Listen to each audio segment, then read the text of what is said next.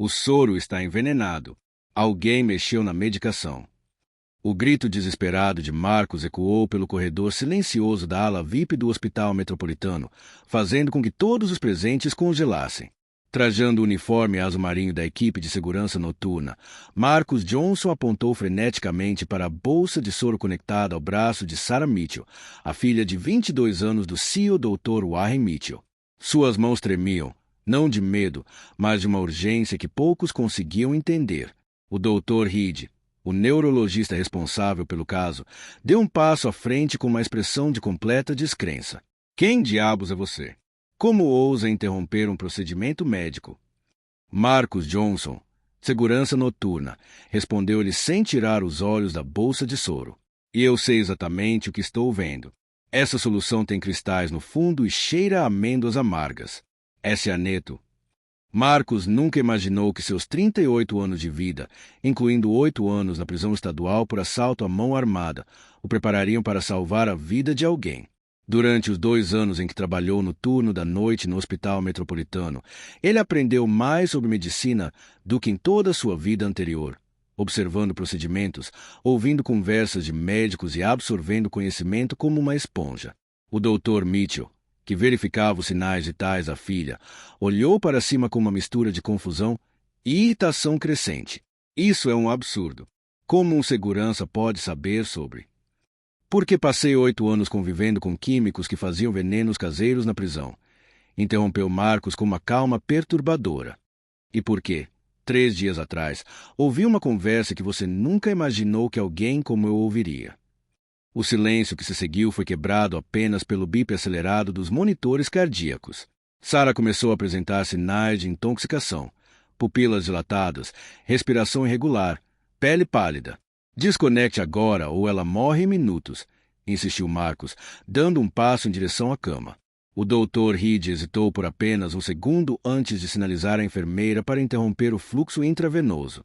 Algo na certeza absoluta daquele ex-presidiário o fez questionar suas próprias convicções. 3 noites antes, Marcos fazia sua ronda de rotina quando ouviu vozes tensas vindas da sala de arquivos médicos no porão. Como ex-presidiário, ele havia desenvolvido um instinto aguçado para identificar quando algo perigoso estava acontecendo, uma habilidade que salvou sua vida várias vezes na prisão. Se ela acordar completamente e contar ao pai o que viu na festa de formatura, todo o nosso plano ruirá. Sussurrou uma voz feminina que ele reconheceu como sendo a doutora Olivia, a diretora clínica. Então não deixaremos isso acontecer, respondeu uma voz masculina. Um acidente médico é mais comum do que as pessoas imaginam. Marcos se escondeu atrás de uma pilha de caixas de suprimentos, com o coração acelerado. Durante seus anos atrás das grades, ele presenciou muitas conversas sobre a eliminação de testemunhas, mas nunca imaginou encontrar isso em um hospital respeitável. Agora, observando o Dr. Mitchell examinar freneticamente o soro intravenoso administrado à sua filha, Marcos sentiu o peso daquela descoberta. Sarah Mitchell estava acordando de um coma traumático justamente quando alguém decidiu que ela sabia demais. Chame a segurança para isolar esta área, ordenou o Dr. Mitchell, com uma voz que transcendia sua posição de CEO. E eu quero uma análise toxicológica completa deste soro intravenoso. Agora. Enquanto a equipe médica se mobilizava em pânico controlado, Marcos permaneceu no canto da sala, observando cada movimento. O que essas pessoas não sabiam era que ele havia gravado toda aquela conversa 3 noites antes em seu celular, um hábito que ele desenvolvera na prisão para se proteger de falsas acusações. Mas havia algo mais perturbador naquela história. Algo que Marcos descobrira poucas horas antes e que mudaria completamente a perspectiva de todos. Se você está acompanhando esta história que mistura crime, conspiração médica e uma reviravolta que vai abalar suas convicções, não se esqueça de se inscrever no canal para descobrir como um ex-presidiário se tornaria a única pessoa capaz de expor uma das maiores fraudes médicas registradas nos Estados Unidos. Os resultados do exame toxicológico deram positivo para cianeto em 2 horas. O Dr. Mitchell estava em seu consultório, olhando para o laudo com o tipo de raiva que surge ao perceber que alguém tentou assassinar seu filho sob seu próprio teto. À sua frente, Marcos estava sentado desconfortavelmente em uma cadeira de couro que provavelmente custava mais do que seu salário mensal. Você salvou a vida da minha filha, disse Dr. Mitchell, com a voz mal controlada. Mas eu preciso entender tudo. O que exatamente você ouviu 3 noites atrás? Marcus pegou o celular e reproduziu a gravação.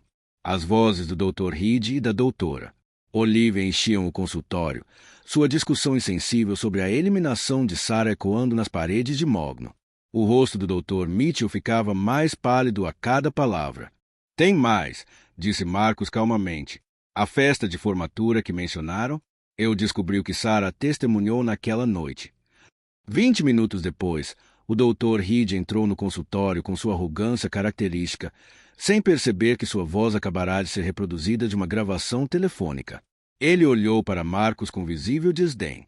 Warren, eu entendo que você esteja chateado com o soro contaminado, mas ter esse indivíduo presente para uma discussão médica é altamente inapropriado, disse Reed, sem nem mesmo tentar esconder seu desprezo. Seguranças não pertencem a reuniões clínicas. Este segurança acabou de salvar a vida da minha filha, respondeu o Dr. Mitchell friamente. Reed riu com desdém. Qual é, Warren? Um criminoso condenado alegando entender de toxicologia médica? Ele provavelmente plantou o cianeto para chamar a atenção. Você sabe como essas pessoas operam, sempre procurando um ângulo, uma maneira de lucrar com o caos. Marcos sentiu a familiar queimação do preconceito, o mesmo tom desdenhoso que ouvirá inúmeras vezes de promotores, juízes e, agora, médicos supostamente formados. Mas 8 anos na prisão lhe ensinaram algo valioso. Deixe que pessoas arrogantes se revelem completamente antes de destruí-las. Dr. Reed, disse Marcos calmamente, o senhor gostaria de explicar por que estava no porão do arquivo médico às 2h47 da manhã, 3 noites atrás, discutindo como acidentes médicos acontecem com mais frequência do que as pessoas imaginam. A cor sumiu do rosto de Reed, mas sua arrogância retornou rapidamente. Não tenho ideia do que o senhor está falando. A palavra de um criminoso contra um médico respeitado, em quem o senhor acha que eles vão acreditar? Foi então que o Dr. Mitchell tocou a gravação. A voz de Reed preencheu a sala. Se ela acordar completamente e contar ao pai o que viu na festa de formatura, todo o nosso plano ruirá. Então, a resposta da doutora Olivia, um acidente médico é mais comum do que as pessoas imaginam. Ainda acha que vão acreditar no criminoso em vez do respeitado médico? Perguntou Marcos, com a voz firme, apesar da fúria que crescia dentro dele. O rosto do Dr. Reed alternava entre choque, negação e, finalmente, um cálculo desesperado. Essa gravação não prova nada. Conversas podem ser tiradas do contexto, manipuladas. Então vamos contextualizar, interrompeu Marcos. Ele pegou um tablet e mostrou uma fotografia na tela. Esta é da câmera de segurança do consultório da doutora Olivia, tirada durante a festa de formatura dos residentes médicos do mês passado. A foto mostrava Sarah Mitchell parada, paralisada, em uma porta, seu rosto refletindo horror por algo que estava acontecendo dentro do consultório.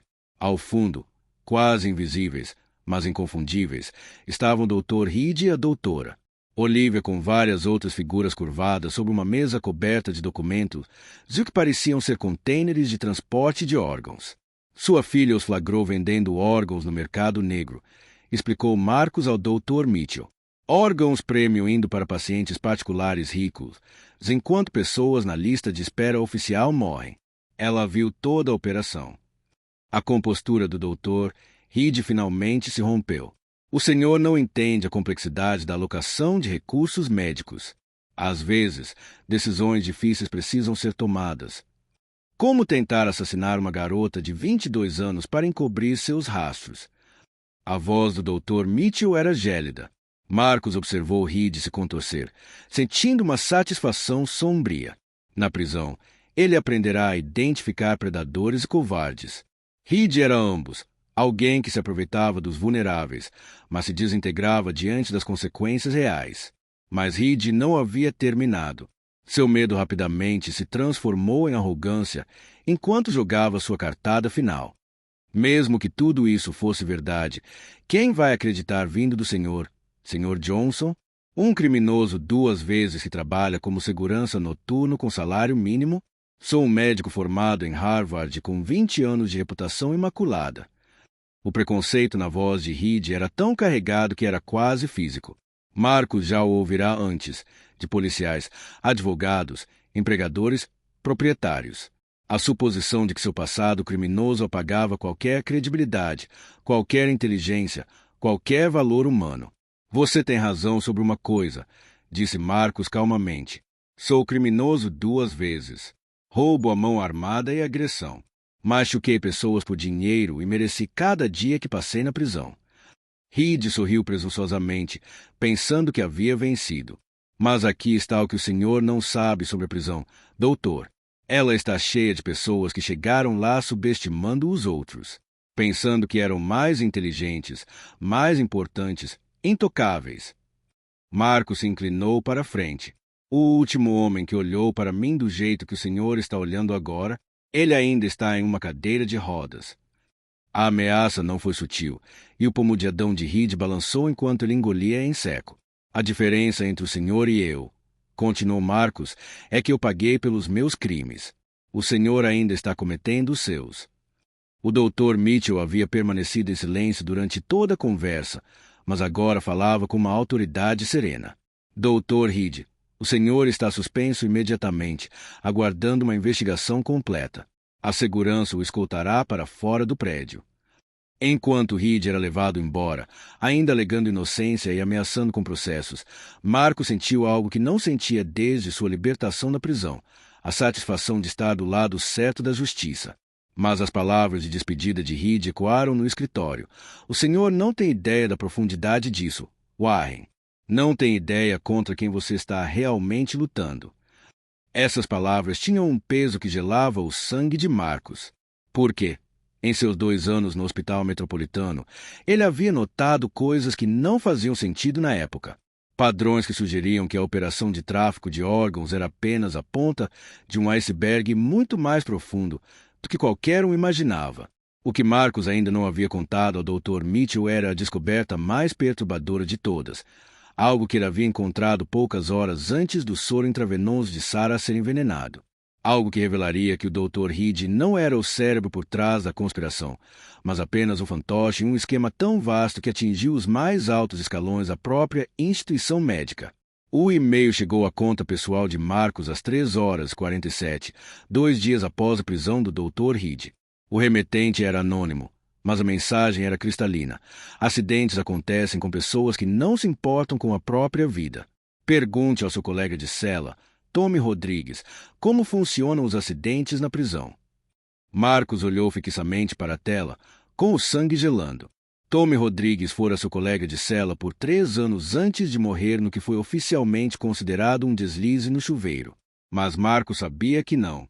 Tommy vinha fazendo perguntas demais sobre os guardas corruptos que traficavam drogas, e alguém o silenciara permanentemente. A ameaça não era mais apenas sobre ele. Eles conheciam seu histórico, suas vulnerabilidades e estavam dispostos a usar conexões na prisão para eliminá-lo. Mas o que realmente chocou Marcos não foi a ameaça de morte, foi o que ele descobriu nos arquivos do computador da doutora Olivia poucas horas antes do envenenamento de Sarah.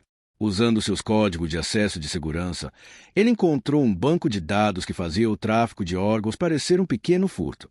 O Hospital Metropolitano não estava apenas vendendo órgãos. Eles estavam assassinando pacientes sistematicamente para extraí-los. Os arquivos continham centenas de nomes de pacientes que morreram em circunstâncias misteriosas, cujos órgãos foram imediatamente extraídos e vendidos a compradores particulares. Moradores de rua, pacientes idosos sem família, internos da ala médica da prisão estadual, qualquer pessoa de quem a sociedade não sentiria falta. Marcos reconheceu alguns dos nomes. Durante seus anos na prisão, vários companheiros de cela foram transferidos para o Metropolitano para procedimentos médicos de rotina e nunca mais retornaram. Os guardas sempre diziam que eles haviam morrido de complicações, mas agora Marcos percebia que eles haviam sido assassinados por seus órgãos. Sr. Johnson. Uma voz suave interrompeu seus pensamentos sombrios. Marcos ergueu os olhos do computador na sala de segurança e viu Sarah Mitchell parada na porta. Ela estava pálida e ainda usava um avental de hospital, mas seus olhos ardiam de determinação. Senhorita Mitchell, a senhora deveria estar descansando. Eu me lembro de tudo agora, disse ela, fechando a porta atrás de si. A festa de formatura. O que eu vi, o mais importante, eu me lembro da conversa da doutora Olivia com os compradores naquela noite. Sarah assentou-se em frente a ele, e Marcos ficou impressionado com a força que aquela jovem possuía, apesar de quase ter morrido 48 horas antes. Eles não estavam falando apenas de órgãos, continuou ela. Havia executivos da indústria farmacêutica lá, comprando medicamentos experimentais que deveriam ser destruídos, e representantes de seguradoras, pagando para que pacientes caros fossem eliminados. Marcos sentiu as peças do quebra-cabeças se encaixarem. Uma operação completa de assassinato médico. Meu pai acha que o Dr. Reed foi mentor, mas não foi. Ele era apenas um gerente de nível médio. Sarah pegou o celular e mostrou um vídeo a ele. Gravei isso na festa antes que me notassem. O vídeo mostrava a doutora Olivia apertando a mão de um homem que Marcos não reconheceu. Alguém de terno caro e com o tipo de olhar frio que pertence a uma prisão de segurança máxima.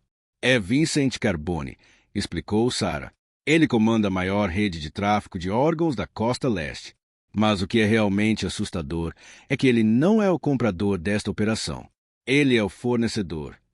Marcos entendeu imediatamente. Carbone não estava comprando órgãos do Hospital Metropolitano. Ele os estava fornecendo às vítimas. Os moradores de rua, os prisioneiros, os pacientes idosos sem família, disse Marcos lentamente. Eles estão sendo entregues aqui especificamente para serem extraídos. Sarah assentiu, sombria. E a doutora Olivia ainda está por aí, comandando a operação. Meu pai suspendeu a doutora Reed, mas ele não percebe que Olivia é a verdadeira arquiteta de tudo isso. Foi então que o telefone de Marcos vibrou com outra mensagem. A garota sabe demais. Cuide dos dois problemas hoje à noite. Faça parecer que o ex-presidiário surtou e a matou antes de voltar contra si mesmo. Vê. Marcos mostrou a mensagem a Sarah. O rosto dela ficou branco, mas seu maxilar se apertou com determinação. Eles vão tentar nos matar hoje à noite, disse ela. Não se eu os matar primeiro, respondeu Marcos, com os velhos instintos da prisão em ação. Não. A voz de Sarah era firme. Não vamos assassinar ninguém. Vamos fazer algo muito pior com eles. Vamos expor tudo. Na hora seguinte, Sarah revelou algo que deixou Marcos atordoado. Ela não era apenas uma testemunha aleatória que havia descoberto a conspiração. Ela era uma estudante de medicina que vinha investigando mortes suspeitas no hospital há meses, construindo um caso para sua tese de conclusão de curso sobre ética médica. Tenho documentação sobre cada morte suspeita, cada obtenção de órgãos em comum, cada padrão que não fazia sentido, explicou ela. Mas eu precisava de provas da conspiração, evidências de assassinato intencional. E agora você tem, disse Marcos, entendendo aonde isso ia dar. Temos, corrigiu Sarah. Suas gravações, minha documentação e o vídeo da festa. Mas precisamos de mais. Precisamos pegá-los em flagrante. Marcos olhou para aquela jovem, de apenas 22 anos, quase assassinada há 48 horas, e agora planejando desmantelar uma operação médica de assassinato que já durava anos. Você sabe que eles vão tentar nos desacreditar, disse ele. Um ex-presidiário e uma estudante universitária contra profissionais médicos respeitados. Sarah sorriu e, pela primeira vez, Marcos viu a firmeza que corria na linhagem da família Mitchell. Deixe-os tentar.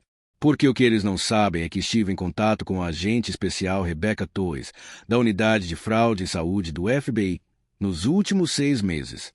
Ela estava esperando exatamente por esse tipo de evidência. Marcos sentiu a esperança crescer em seu peito pela primeira vez em anos. Você teve apoio federal esse tempo todo. Eu tive interesse federal, esclareceu Sarah, mas nenhuma evidência substancial, o suficiente para indiciamentos. Até agora. Como se convocado pela conversa, o rádio de Marcos estalou. Segurança em todas as estações. Temos vários códigos azuis na ala leste. Repito, vários códigos azuis. Sarah e Marcos trocaram olhares. Múltiplos códigos azuis significavam vários pacientes morrendo simultaneamente, exatamente o tipo de evento que daria cobertura para a extração de órgãos. Eles estão fazendo a jogada hoje à noite, sussurrou Sarah. Marcos se levantou, verificando seu crachá de segurança e o rádio. Então nós também. Mas, enquanto se preparava para sair do escritório, Marcos vislumbrou algo que o fez gelar. No monitor de segurança que mostrava o estacionamento do hospital, ele viu o próprio Vincent Carbone saindo de uma SUV preta, seguido por 4 homens que definitivamente não eram profissionais da área médica. Carbone viera supervisionar pessoalmente o que ele imaginava ser a eliminação das 2 únicas pessoas que poderiam destruir sua operação.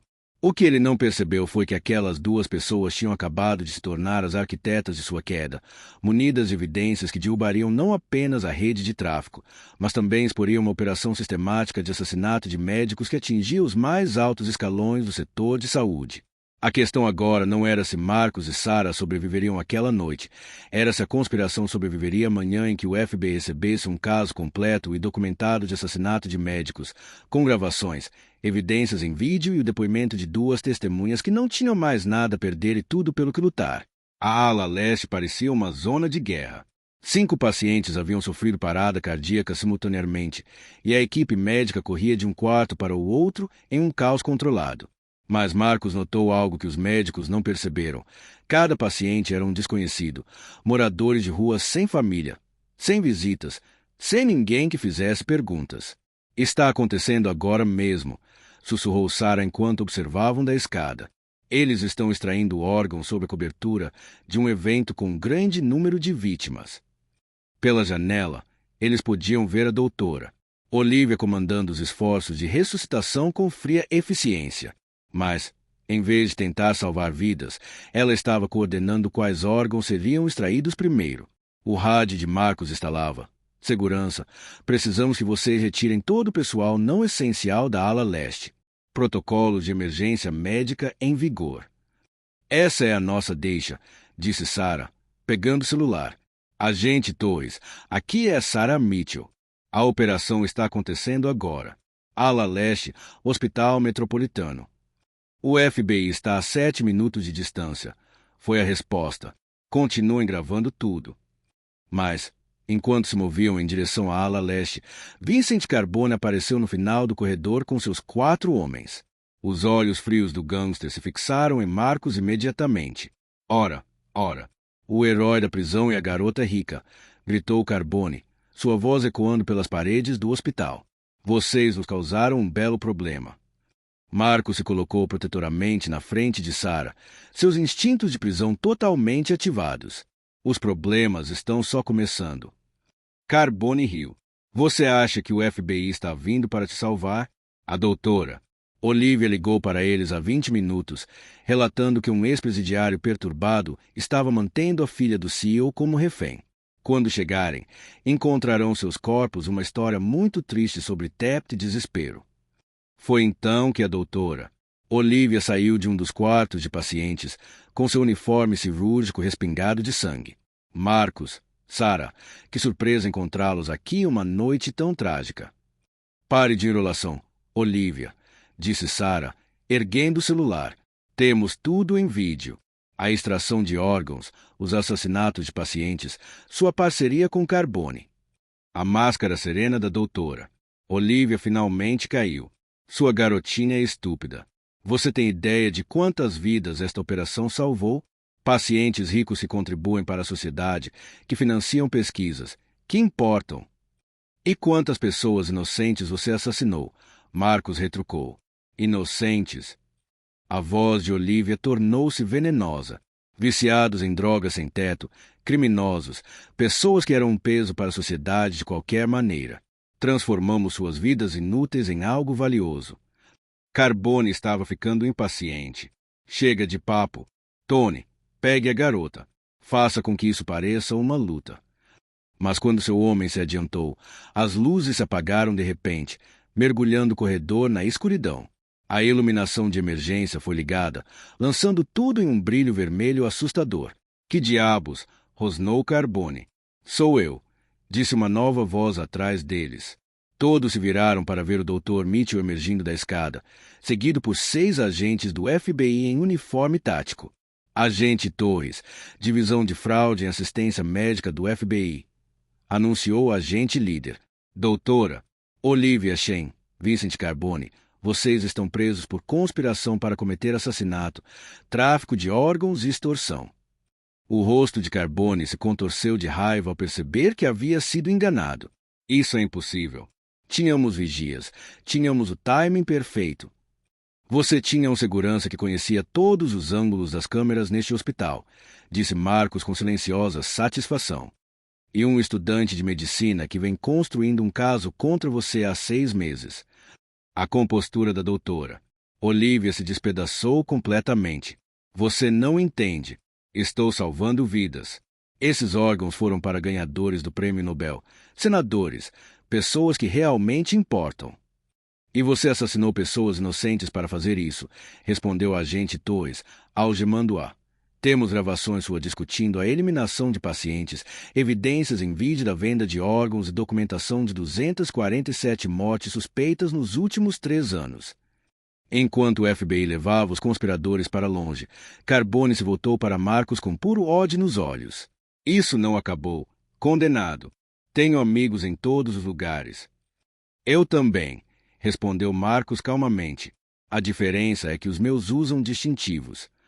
As horas seguintes foram um borrão de entrevistas do FBI, catalogação de evidência, exames médicos dos pacientes sobreviventes. Quando a poeira baixou, o escopo da operação era impressionante. Mais de 300 pessoas assassinadas por seus órgãos, milhões de dólares em vendas legais, uma rede que alcançava 12 hospitais diferentes em 5 estados. O Dr. Mitchell encontrou Marcos na sala de segurança ao amanhecer sobre a cidade.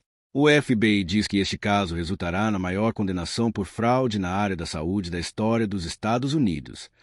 Ótimo, disse Marcos simplesmente. Há mais uma coisa, continuou o Dr. Mitchell. A diretoria do hospital votou unanimemente para lhe oferecer o cargo de diretor de segurança e segurança do paciente. Benefícios completos, aumento salarial substancial e auxílio-educação, se tiver interesse. Marcos olhou pela janela para o nascer do sol. 2 dias antes, ele era apenas um ex-presidiário trabalhando à noite, invisível para todos ao seu redor. Agora, ele ajudaria a salvar dezenas de vidas e exporia uma operação de assassinato médico. Dr. Mitchell, disse Marcos finalmente, passei 8 anos na prisão porque fiz escolhas que prejudicaram pessoas inocentes. Tenho tentado me redimir desde então. Ele se virou para encarar o homem cuja filha ele havia salvado. Este trabalho não é apenas uma promoção para mim. É uma chance de continuar protegendo pessoas que não conseguem se proteger. O Dr. Mitchell estendeu a mão. Bem-vindo à equipe, Diretor Johnson. Ao apertarem as mãos, Marcos sentiu algo que não sentia desde a infância, a certeza inabalável de que estava exatamente onde deveria estar. A prisão o havia destruído, mas este hospital, esta chance de salvar vidas em vez de destruí-las, o havia reconstruído em algo que ele nunca imaginou que poderia ser. Mas a história ainda não havia terminado. Por quê? À medida que o FBI continuasse sua investigação, eles descobririam que a doutora Olivia e Vincent Carbone eram apenas gerentes de nível médio em uma conspiração que atingia níveis muito mais altos, empresas farmacêuticas, seguradoras e agências de supervisão governamentais. Os verdadeiros gênios ainda estavam por aí, e logo descobririam que Marcos Johnson não era mais apenas um segurança. Ele era o homem que havia derrubado toda a operação deles e estava apenas começando. 6 meses depois, Marcos estava em seu novo consultório no 8º andar do Hospital Metropolitano, o mesmo andar onde trabalhará como segurança noturno invisível. Pela janela, ele podia ver o jardim memorial construído para as 247 vítimas da conspiração contra o tráfico de órgãos. Os julgamentos foram rápidos e decisivos. A doutora Olivia recebeu prisão perpétua sem direito à liberdade condicional depois que o FBI descobriu evidências que a ligavam a assassinatos que datavam de 15 anos atrás.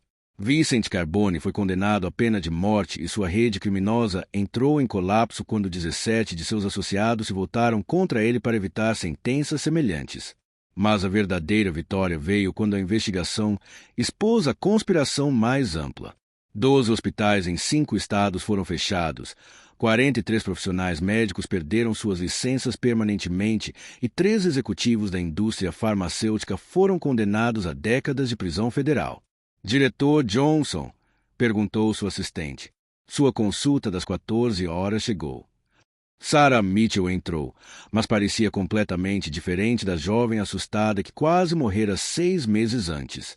Agora, ela vestia um jaleco branco de estudante de medicina e se portava com a confiança de alguém que encarou a morte de frente e decidiu revidar. Como está sendo seu primeiro ano na faculdade de medicina? Perguntou Marcos. Difícil, mas vale a pena, sorriu Sarah. Estou me especializando em patologia forense. Acontece que quase morrer te dá uma perspectiva única sobre como proteger os vivos. Ela lhe entregou um jornal. A manchete dizia: Coragem de ex-presidiário leva à reforma nacional da saúde. Abaixo estava a foto de Marcos ao lado da diretora do FBI, Rebecca Torres, em uma audiência no Congresso. A Lei de Proteção ao Paciente Marcos Johnson foi aprovada pelo Senado ontem, disse Sarah. Verificações de antecedentes obrigatórias para toda a equipe médica, supervisão federal da obtenção de órgãos, proteção de denunciantes para profissionais de saúde em todos os níveis. Marcos deixou o jornal de lado. Não se trata da lei. Leis não salvam pessoas. Pessoas salvam pessoas. Sarah acenou com a cabeça em direção à janela, de onde podiam ver o Dr. Mitchell fazendo sua ronda vespertina. Papai está diferente agora. Ele conversa com os zeladores, pergunta aos enfermeiros sobre suas famílias. Ele diz que você o ensinou que todos em um hospital veem coisas importantes.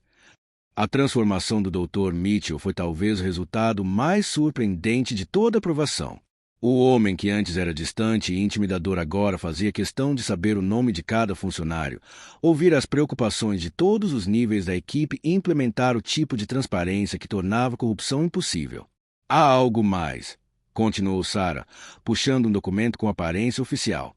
A Associação Médica Americana quer estabelecer o protocolo Johnson em todos os hospitais do país, um sistema em que a equipe de segurança e apoio seja treinada para reconhecer e relatar atividades médicas suspeitas. Marcos olhou para o documento que formalizaria sua abordagem à segurança hospitalar. As mesmas habilidades de observação que aprenderá na prisão para se manter vivo agora estavam sendo codificadas para salvar vidas. Seu pai poderia ter implementado isso sozinho, apontou Marcos. Ele poderia ter, concordou Sarah. Mas ele disse que era importante que levasse o seu nome. O homem que provou que a sua origem não determina para onde você pode ir. Uma batida suave os interrompeu. O Dr. Mitchell entrou, carregando uma pasta grossa. Marcos, eu queria que você visse isso antes da reunião do conselho. Ele abriu a pasta e revelou dezenas de cartas de pacientes, familiares e funcionários. Desde que você implementou os novos protocolos de segurança, nossa taxa de mortalidade de pacientes caiu 60%. Mais importante, nossa equipe se sente empoderada para se manifestar quando algo não parece certo. Marcos pegou uma das cartas. Era de um zelador noturno que havia relatado atividades suspeitas na área de armazenamento de medicamentos, levando à prisão de 2 funcionários que estavam roubando medicamentos contra o câncer para vender online. Outra carta era de um funcionário do refeitório que notou que certos pacientes nunca pareciam receber visita e o sinalizou para verificações adicionais de bem-estar, evitando 3 possíveis casos de negligência médica. Vocês criaram uma cultura em que todos entendem que são os guardiões da segurança dos pacientes, disse o Dr. Mitchell. Não apenas os médicos e enfermeiros, mas todos que trabalham aqui. À medida que a tarde chegava ao fim, Marcos caminhava pelos corredores do hospital que antes eram seu mundo durante aqueles solitários plantões noturnos. Mas agora, funcionários de todos os níveis assentiam respeitosamente, muitos parando para atualizá-lo sobre preocupações com a segurança ou pedir conselho sobre situações suspeitas que haviam observado. Ele parou no quarto 805, onde Sarah quase morrera. O quarto agora abrigava a senhora Rodrigues, uma idosa se recuperando de uma cirurgia. Seu filho era um ex-membro de gangue que havia mudado de vida e agora trabalhava como conselheiro para jovens em situação de risco. Sr. Johnson, chamou a senhora Rodrigues ao vê-lo. Miguel me disse que o senhor também esteve na prisão e agora cuida da segurança de todo o hospital. Isso mesmo, senhora Rodrigues. A senhora dá esperança a pessoas como nós, disse ela, com lágrimas nos olhos. Meu filho, ele pensa que por causa do passado não pode ser nada, mas você mostra a ele o diferente. Caminhando em direção à saída, Marcos refletiu sobre a jornada que o trouxe até aqui. 8 anos de prisão ensinaram-no a observar, a ouvir, a reconhecer o perigo. Mas foi a sua decisão de agir de acordo com o que aprendeu, arriscar tudo para salvar uma vida inocente, que o transformou de pária da sociedade em seu protetor. O jardim memorial estava silencioso à luz do entardecer. Marcos estava diante de uma parede de nomes. 247 pessoas se morreram porque um sistema médico corrupto decidiu que suas vidas não importavam. Moradores de rua, presos, pacientes idosos sem família, todas as pessoas invisíveis que a sociedade havia esquecido. Eles não são mais invisíveis, disse ele calmamente à memória deles. Seu telefone tocou com uma mensagem do agente Torres. A audiência no Congresso foi ótima. Mais 3 hospitais no Texas acabaram de adotar o protocolo Johnson. Você está mudando todo o sistema de saúde, um hospital de cada vez. Marcos sorriu, guardando o telefone no bolso. Ele havia aprendido algo importante nos últimos 6 meses. A melhor vingança contra um sistema que o havia descartado não era derrubá-lo, mas construí-lo melhor do que nunca. A doutora Olivia o via como um inútil, Vincent Carbone o via como descartável e a sociedade o via como irremediável. Mas todos eles estavam errados. Seu passado não o desqualificou para o heroísmo, ele o preparou para isso. Enquanto caminhava para o carro, Marcos pensou nos rapazes e moças que atualmente cumpriam pena na mesma prisão onde ele passou 8 anos. Alguns deles seriam lançados amanhã, na próxima semana, no próximo ano. E quando o fizessem, enfrentariam o mesmo preconceito, as mesmas suposições, as mesmas barreiras que ele enfrentou. Mas agora havia provas de que a redenção era possível, de que segundas oportunidades podiam levar a resultados extraordinários e de que, por vezes, os heróis mais improváveis eram aqueles de que a sociedade tinha desistido. Marcos Johnson entrou na prisão como criminoso e emergiu como guardião. Ele ingressou no Metropolitan Hospital como segurança noturno invisível e emergiu como um defensor reconhecido nacionalmente da reforma da saúde. O homem que antes machucava as pessoas por dinheiro tornou-se o homem que protegia as pessoas de graça. Essa é a questão das segundas chances. Elas não mudam apenas a pessoa que as recebe. Eles mudam todos cuja vida essa pessoa toca. Se essa história inspirou você a ver o potencial de redenção nos lugares mais improváveis, inscreva-se em nosso canal para ver mais histórias que provam que o heroísmo existe em todas as formas e que, às vezes, a coisa mais importante que você pode fazer é dar a alguém a chance de provar quem realmente é.